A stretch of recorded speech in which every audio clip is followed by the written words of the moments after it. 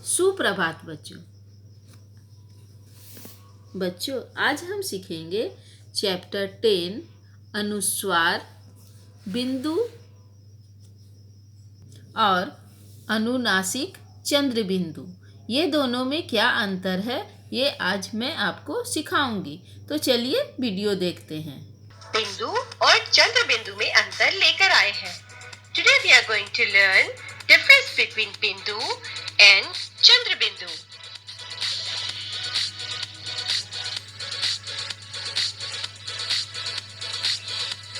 So first we will learn about what is चंद्र बिंदु। चंद्र बिंदु क्या है, सबसे पहले हम इसके बारे में जानेंगे। किसी भी अक्षर के ऊपर आधे चांद जैसा शेप और उसके साथ एक डॉट जब लगाते हैं तो वो चंद्र बिंदु की मात्रा कहलाती है।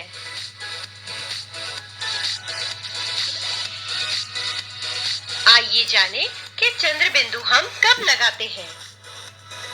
जिन अक्षरों को बोलते समय नाक और मुंह दोनों की सहायता लेनी पड़ती है, वहां हम अक्षर के साथ चंद्र बिंदु लगाते हैं।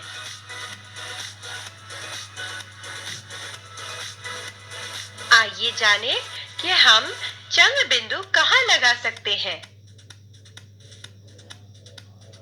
शीर्ष रेखा यानी अक्षर के ऊपर लगाई गई स्लीपिंग लाइन के नीचे जो भी मात्रा लिखी जाती है, जैसे आ की मात्रा, छोटे ऊ की मात्रा, बड़े ऊ की मात्रा, इन सब मात्राओं के साथ हम चंद्र बिंदु की मात्रा लगा सकते हैं।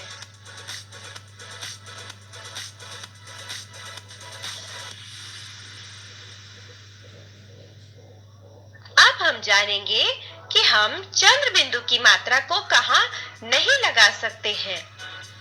शीर्ष रेखा के ऊपर जाने वाली मात्राएं, जैसे छोटी ई की मात्रा, बड़ी ई की मात्रा, ए की मात्रा, ऐ की मात्रा, ओ की मात्रा और औ की मात्रा, इन सभी मात्राओं के साथ हम चंद्र बिंदु नहीं लगा सकते हैं।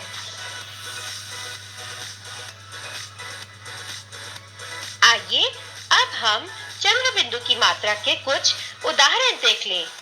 So look at the examples.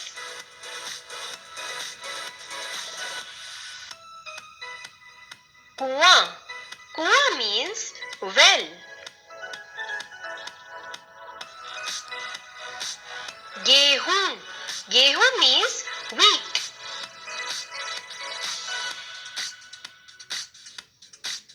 चांद, चांद means moon.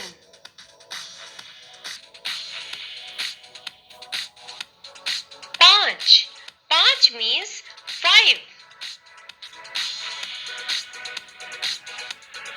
पूंछ, पूंछ means tail.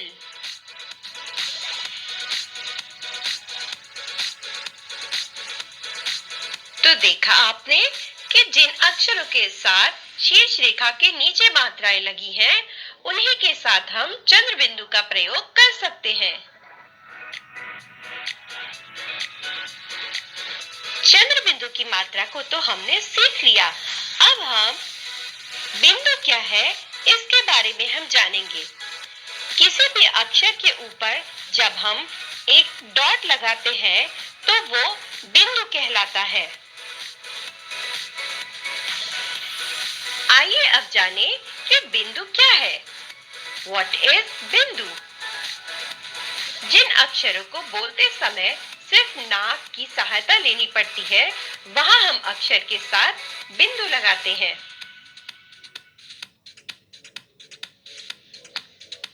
अब हम जानेंगे कि हम बिंदु को कहां लगा सकते हैं। बिंदु को लगाने के लिए हमें किसी भी कंडीशन की जरूरत नहीं होती है, यानी बिना मात्रा और किसी भी मात्रा के साथ हम बिंदु को लगा सकते हैं।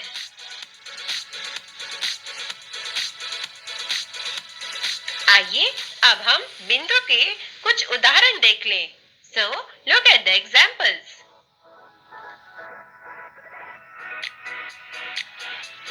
कंघी, कंघी means comb. पंख, पंख means feather.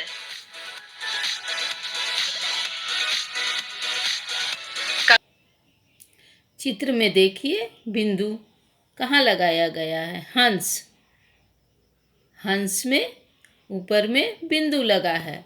फिर झंडा, झंडा में भी आप देख रहे हो न कि झ और बिंदु को न पढ़ते हैं तो झंडा।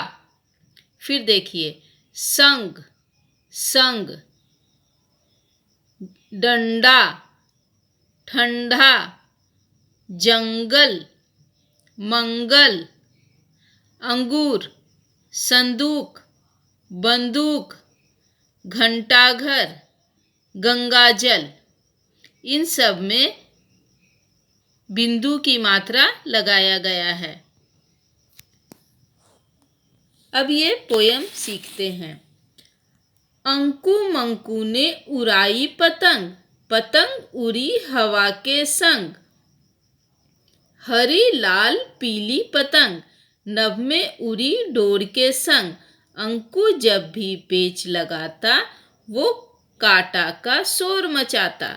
नीचे गिरती देख पतंग, अंकु मंकू रह गए दंग। ये कविता है और इस कविता में देखिए अंकु और मंकू।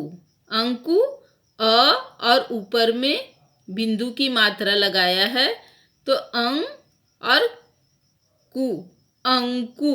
फिर म में भी ऊपर में बिंदु लगाया है मंकू। अंकु मंकू ने उड़ाई पतंग, अंकु मंकू ये दो बच्चे हैं, ये दोनों पतंग उड़ा रहे हैं। फिर पतंग उड़ी हवा के संग, पतंग कहाँ उड़ गया? हवा के साथ, हवा के साथ उड़ गया। हरी लाल पीली पतंग, और पतंग कितने रंगों की है? हरी लाल पीली, ये 3 रंग की पतंग है। नभ में उड़ी डोर के संग, नभ, नभ बोलते हैं आकाश को, तो नभ में उड़ी डोर के संग। धागा बांध दिए पतंग में तो वो उड़ गया, डोर को धागा भी बोलते हैं। अंकु जब भी पेच लगाता, पेच लगाता, वो काटा का शोर मचाता। आप लोग भी अभी उत्तरायण में पतंग उड़ाए होगे तो पेच तो लगाए होगे, तो वैसे ही ये अंकु मंकू भी पतंग उड़ा रहे हैं। वो काटा का शोर मचाता, नीचे गिरती देख पतंग, अंकु मंकू रह गए दंग। और जब पेच लगाता तो पतंग नीचे गिर गया, तो वो दोनों दंग रह गए। तो ये कविता आपको लिखना है आपके नोटबुक में और पढ़ के लर्न भी करना है। अभी आप वीडियो में चंद्र बिंदु कहाँ लगता है ये सीख लिए, तो अब चलिए पढ़ते हैं। ऊंट, चांद, पूंछ, मूछ, धुआं, कुआं, कांच, पाँच, हंसना, फसना, रंगना, बांसुरी, आंवला, सांवला। कविता पढ़ते हैं। चंदा मामा आसमान में रहते हो, ऊपर बैठे हंसते रहते, मुँह से कुछ नहीं कहते हो। नीचे गांव हमारा है, तुम कभी यहाँ भी तो आओ। माँ तुमसे मिलना चाहती है, तुम उससे मिलकर जाओ। चंदा मामा आसमान में रहते हो। ये बच्चा है जो चंदा मामा से बात कर रहा है और बोल रहा है चंदा मामा आसमान में रहते हो, ऊपर बैठे हंसते रहते। और बोल रहा है कि आप ऊपर में आसमान में बैठकर हंसते रहते हो, मुँह से कुछ नहीं कहते हो और आप कभी कुछ बोलते नहीं हो, सिर्फ हंसते रहते हो। नीचे गांव हमारा है, और ये लड़का बोलता है कि नीचे हमारा गांव है, तुम कभी यहाँ भी आओ। और बोलता है कि आप मेरे गांव में भी आओ। माँ तुमसे मिलना चाहती है, तुम उससे मिलकर जाओ। और बोलता है कि मेरी माँ है जो आपसे मिलना चाहती है, इसलिए आप मेरी माँ से मिलकर जाओ। ऐसा बोल रहा है ये लड़का। तो ये कविता आपको पढ़ना है और आपके नोटबुक में लिखना है, ठीक है। अब आपको मात्रा, अनुस्वार बिंदु की मात्रा और